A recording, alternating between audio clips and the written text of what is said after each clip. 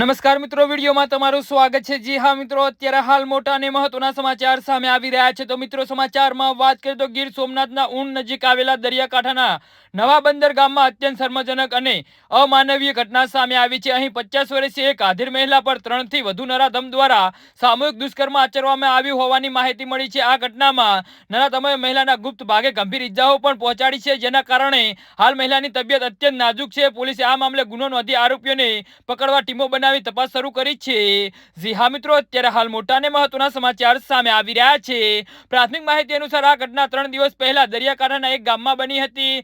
એકલવાયુ જીવન જીવતી મહિલાને એકલતાનો લાભ ઉઠાવી 3 થી વધુ શખ્સોએ તેને ફોસલાવી લઈ ગયા હતા અને સામૂહિક દુષ્કર્મ આચર્યું હતું। ગંભીર ઇજાઓ અને અસંખ્ય પીડા સાથે મહિલા 3 દિવસ સુધી પોતાના નિવાસ સ્થાને પડી રહી હતી અને તબિયત વધુ લથડતા આ મામલો સામે આવ્યો છે। મહિલાને ગંભીર હાલતમાં સારવાર માટે નજીકની જૂનાગઢ ખસેડવામાં આવી છે। જી હા મિત્રો, આ ઘટનાને અંજામ આપીને નરાધમો ફરાર થઈ ગયા હતા। જો કે ગંભીર ઇજાઓ અને પીડા સાથે મહિલા 3 દિવસ સુધી પોતાના નિવાસસ્થાને પડી રહી હતી। તેમની તબિયત વધુ લથડતા તેમણે દ્વારકાથી ફિશિંગ કરતા એક યુવકને જાણ કરી હતી અને આ ગંભીર ઘટનાને જાણ થતાં જ પોલીસે તાત્કાલિક કાર્યવાહી હાથ ધરી હતી। જી હા મિત્રો, તો આના વિશે તમારું શું કહેવું છે તો નીચે અમારી કમેન્ટ બોક્સમાં જરૂરથી જણાવજો અને અમારી યુટ્યુબ ચેનલને સબસ્ક્રાઇબ કરવાની ભૂલતા નહીં। વિડીયો પૂરો જોવા બદલ તમારો આભાર।